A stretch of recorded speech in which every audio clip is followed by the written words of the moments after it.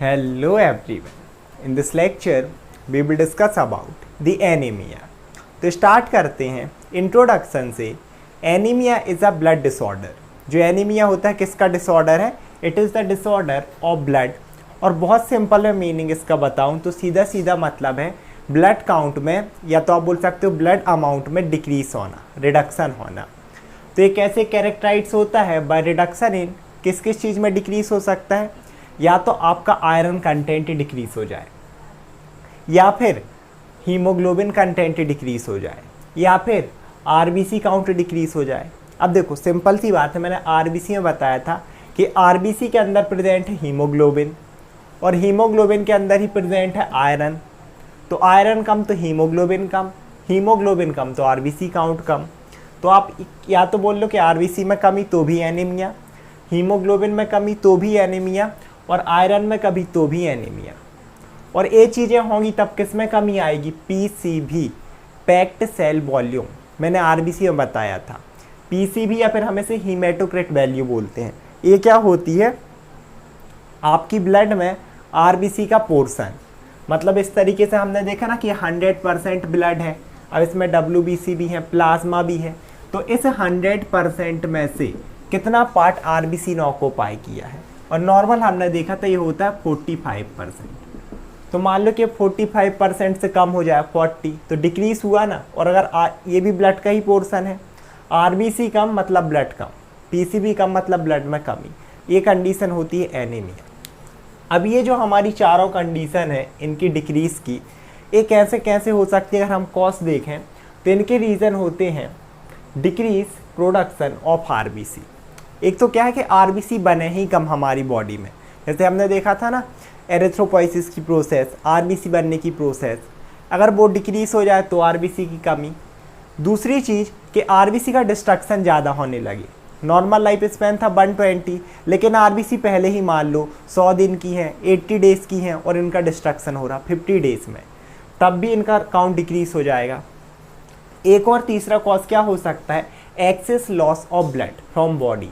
Simple सी बात है, आप गाड़ी चला रहे हो, जैसे आजकल के लोग चलाते हैं, पता नहीं कहाँ ध्यान रहता है, खड़े ट्रक में गाड़ी ठोक रहे हैं, तो जो सर फूटा और जो ब्लड ब्लीडिंग हुई, ब्लड लॉस हुआ, सिंपल सी बात है उसमें आरबीसी भी जाएंगे। तो एनीमिया बहुत ज़्यादा है, ये जो होते ना एक्सीडेंट, इसमें।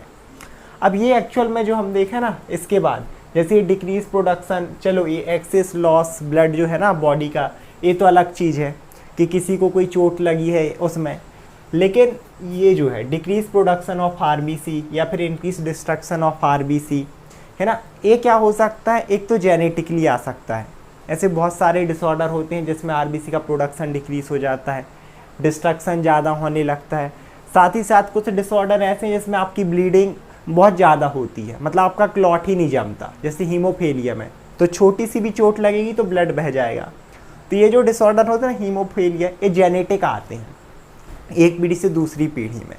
तो ये एक तो जेनेटिकली हो सकता है कि एनीमिया हो जाए। दूसरी चीज़ डिपेंड अपॉन न्यूट्रिएशन, एनवायरनमेंट। अब कोई एक व्यक्ति ऐसे एनवायरनमेंट है ना, ज़्यादातर गांव में, जिसके पास क्या है, हम बोल सकते हैं कि एक पॉवर्टी वाली कंडीशन में, जहाँ पर ज़्यादा रिसोर्सेस नहीं है खाने के पीने के, तो अगर उनका जो न्यूट्रिएशन या डाइट हो ना ऐसी हो जिसमें पर्याप्त मात्रा में आयरन नहीं मिल पा रहा, हीमोग्लोबिन नहीं मिल रहा, तो इससे भी क्या हो सकता है कि न्यूट्रिएशन की कमी की वजह से भी एनीमिया हो सकता है, जैसे हम आगे देखेंगे न्यूट्रिएशन डेफिशिएंसी एनीमिया। तो दो टाइप्स, एक जेनेटिकली, एक एनवायरनमेंट के थ्रू। इसके बाद अब हम देखते हैं क्लासिफिकेशन। एनीमिया को मेनली दो टाइप से क्लासीफाइड करते हैं। First one is morphological classification. अब जो मार्फोलॉजी है ना, इसका सीधा सीधा मतलब होता है शेप और साइज से रिलेटेड, है ना। शेप, मेनली शेप आप समझ लो, शेप साइज कलर आप बोल सकते हो। इस हिसाब से हमने एनीमिया को 4 टाइप में क्लासीफाइड किया। पहला है नॉर्मोसाइटिक नॉर्मोक्रोमिक एनीमिया। समझना, बट को तोड़ना। नॉर्मो मतलब नॉर्मल, साइटिक मतलब सेल। ऐसी एनीमिया की कंडीशन होगी, देखो एनीमिया मतलब आरबीसी काउंट तो डिक्रीज होगा, वो चीज़ तो पक्की है कि number of RBC is less, मतलब डिक्रीज। बट इसमें क्या है, नॉर्मोसाइटिक सेल है जो उसका साइज है वो नॉर्मल रहेगा, नॉर्मोसाइटिक। एंड नॉर्मोक्रोमिक, और क्रोमिक बर्ड का मैंने मतलब बनाया था कलर से रिलेटेड रहेगा क्रोमिक बर्ड, तो नॉर्मोक्रोमिक, एक तो इसमें साइज भी नॉर्मल रहेगा और कलर भी नॉर्मल रहेगा, बट आरबीसी काउंट डिक्रीज, तभी तो एनीमिया है। सेकेंड है मैक्रोसाइटिक नॉर्मोक्रोमिक एनीमिया, फिर से बट को तोड़ना, क्योंकि एनीमिया है, आरबीसी काउंट तो डिक्रीज होगा ही, आरबीसी काउंट लेस। अब समझो मैक्रोसाइटिक, सेल का जो साइज है वो बड़ा है, मैक्रो मतलब होता है ज़्यादा, लार्ज मी बड़ा, तो सेल का साइज क्या है, बड़ा। बट नॉर्मोक्रोमिक, जो कलर है ना, क्रोमिक मीन्स कलर और नॉर्मो मीन्स नॉर्मल, कलर जो रहेगा वो आरबीसी का नॉर्मल। इसके बाद तीसरा है मैक्रोसाइटिक हाइपोक्रोमिक। फिर से देखो मैक्रोसाइटिक, मैक्रो मतलब बड़ा और साइटिक मतलब सेल, जो सेल का साइज है वो फिर से बड़ा रहेगा, लार्ज। हाइपो मतलब होता है कम, जैसे हाइपो मतलब कम, और क्रोमिक मतलब कलर। आरबीसी का जो कलर है ना एकदम रेड, अब वो एकदम डार्क ना होके आप बोलो लाइट कलर में, लेस कलर, या फिर पेल कलर, हम बोलते हैं ना पाल है पेल, है ना, एकदम लाइट कलर में आ जाएगा, ये रहा। और हमें पता है कि एनीमिया है तो आरबीसी काउंट तो डिक्रीज होना ही है। लास्ट कंडीशन है माइक्रोसाइटिक हाइपोक्रोमिक एनीमिया। माइक्रो का मतलब स्मॉल और साइटिक मतलब सेल, जिसमें सेल का साइज हो जाएगा छोटा, ठीक है, size of RBC small. Hypochromic, hypo मतलब कम, मतलब फिर से कलर कैसा हो जाएगा इनका, लाइट या फिर पेल कलर में, पाल कलर में। और एनीमिया है तो आरबीसी काउंट तो डिक्रीज होना ही है। अब हम देखते हैं अपना second classification, that is aetiological classification, and this is very important. ये वाला जो क्लासिफिकेशन है ना बहुत इंपॉर्टेंट है, और इस हिसाब से हम एनीमिया को 5 टाइप में क्लासीफाइड करेंगे। यहाँ मैं सिर्फ जनरल इंट्रोडक्शन दूंगा, बाकी इनको फिर हम एक एक से 5 लेक्चर में कवर करेंगे, बहुत इंपॉर्टेंट है क्योंकि ये। पहले ईटियोलॉजिकल क्लासिफिकेशन को समझो। जैसे मार्फोलॉजिकल का मतलब था depending upon shape, size, colour. Same as etiological का ये मतलब होता है कि आपका जो एनीमिया है किस वजह से डेवलप हो रहा, उसका कॉज क्या है, ऑरिजिन क्या है। जैसे बहुत सारे कॉज हैं कि प्रोडक्शन इंक्रीज हो रहा, ब्लड लॉस है, किस कंडीशन की वजह से है। तो देखो फर्स्ट इसमें जो क्लासिफिकेशन है that is haemorrhagic anaemia. Anaemia मतलब ब्लड की कमी, सिंपल सी बात। हेमरेज का मतलब क्या है, ब्लीडिंग की वजह से। अब इसमें वही किसी का एक्सीडेंट हो गया है ना, एक चीज़ तो ये है, तो उसमें क्या हो सके एक्सेसिस लॉस है ना, या फिर हीमोफीलिया वाली कंडीशन भी है कि जिसमें ब्लड ही नहीं रुक रहा, छोटा सा भी घाव तो भी ब्लड बह रहा। मेनली एक्सीडेंटल कंडीशन में चीज़ें होती हैं जिसमें आपका ब्लड ज़्यादा बह जाए, उसकी वजह से एनीमिया, हेमरेज की वजह से एनीमिया। डिटेल में देखेंगे इसे बाद में।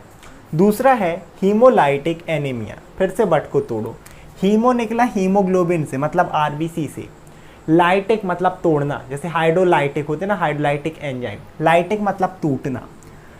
आरबीसी के टूटने की वजह से एनीमिया। बहुत सारे ऐसे डिसऑर्डर होते हैं जेनेटिकली भी जिनमें आरबीसी का ब्रेकडाउन होने लगता है, तो आरबीसी का काउंट डिक्रीज होगा। दूसरी चीज़ कि कुछ ऐसे मेडिसिन, टॉक्सिन या फिर कई बार ऑटो इम्यून डिसऑर्डर हो जाते हैं जो आरबीसी को डिस्ट्रॉय करने लगते हैं, जिसे हम हीमोलाइसिस प्रोसेस बोलते हैं। मैंने इसके ऊपर डिटेल वीडियो बना के रखा हीमोलाइसिस के ऊपर, है ना, आप चैनल प्लेलिस्ट में देख सकते हैं, मिल जाएगा। इसके बाद तीसरा टाइप है न्यूट्रिएशन डेफिशिएंसी एनीमिया। फिर से बट को तोड़ो, न्यूट्रिएशन की डेफिशिएंसी, कमी की वजह से एनीमिया। वही चीज़ जो मैंने बताया, ये देखो एक इसमें कॉमन होता है प्रेगनेंसी में। प्रेगनेंसी में एक्चुअल में क्या होता है कि उस समय एक तो जो मदर है उसे भी चाहिए आयरन, मैनली जो भी न्यूट्रिएशन है, साथ ही साथ उसके अंदर पल रहे बच्चे को, जिसे हम फीटस बोलते हैं, उसे भी चाहिए। इसीलिए आप देखना कि उन्हें आयरन की टैबलेट, कैल्शियम की टैबलेट दी जाती हैं प्रेग्नेंट लेडीज़ को, दोनों को आयरन चाहिए। कई बार तो उसके बाद भी उनमें एनीमिया डेवलप हो जाता है ना, तो ये कंडीशन है। इसके बाद आता है fourth type aplastic anaemia. Aplastic anaemia किन कंडीशन में हो सकता है, बोन मैरो की वजह से। हमारे पता है कि बोन मैरो है इस तरीके से, अगर हम देखें ये रही हमारी बोन, ठीक है, ये हमारी बोन है। अब यहाँ पर क्या होता है कि इस तरीके से यहाँ पर प्रेजेंट होता है बोन मैरो। अब अगर इस बोन मैरो में मेनली रेड बोन मैरो, इसी में थी ना PHSC, प्लोरीपोटेंट हिमेटोपोइटिक स्टेम सेल, जो कि ब्लड सेल को ऑरिजिन दे रही थी। अगर इन्हीं में अब बोन मैरो में ही डिसऑर्डर है तो सिंपल सी बात है, इस सेल जो है ना हमारी हिमेटोपोइटिक ब्लड सेल, ये आरबीसी या बाकी की सेल प्रोड्यूस नहीं कर पाएंगी, जिसकी वजह से क्या हो सकता है कि एनीमिया डेवलप हो सकता है। इसके अलावा एक है हमारा anaemia of chronic disease. Chronic disease का क्या मतलब है, आपकी बॉडी में है ना, हमारी बॉडी में ऐसे बहुत सारे डिसीज़ होते हैं जो कि क्या करने लगते हैं, खुद आरबीसी को डिस्ट्रॉय करने लगते हैं, या डिस्ट्रॉय ना करके फिर तो आप बोलोगे हीमोलाइटिक में आ गया। इसमें एक कंडीशन ये हो सकती है ना कि नॉर्मल लाइफ स्पैन था 120 डेज, बट इस कंडीशन में उनका लाइफ स्पैन 50 डेज या फिर 80 डेज हो जाता है, और उस वजह से आपकी बॉडी में एनीमिया डेवलप होता है। एक और इम्पोर्टेंट पॉइंट, जो न्यूट्रिएंट डेफिशिएंसी एनीमिया है ना, इसमें एक ये वाला कॉज भी आ सकता है। हमने एरिथ्रोपोइसिस पढ़ा था, बहुत इंपॉर्टेंट वीडियो, आप लोगों ने नहीं देखा तो एक बार ज़रूर देखना।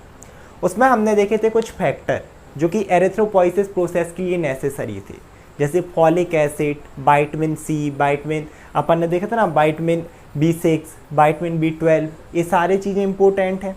लेकिन अगर किसी में वो चीज़ें हैं ही नहीं एक सफिशिएंट मात्रा में, ना उसमें अपन बोले ना कि फॉलिक एसिड भी कम है, विटामिन भी कम है, तो उनमें अब एरिथ्रोपोइसिस सही से नहीं होगा, तो आरबीसी बन ही नहीं रही हैं, और मतलब कम लेवल में बन रही हैं। अगर बन भी रही हैं तब भी उनमें एनीमिया डेवलप हो सकता है। इसके बाद इन पांचों को हम अलग से पढ़ेंगे, साथ ही साथ उसके बाद में इसका ट्रीटमेंट डिस्कस करेंगे। आई होप आप लोग वीडियो समझ में आई होगी। Thank you so much everyone.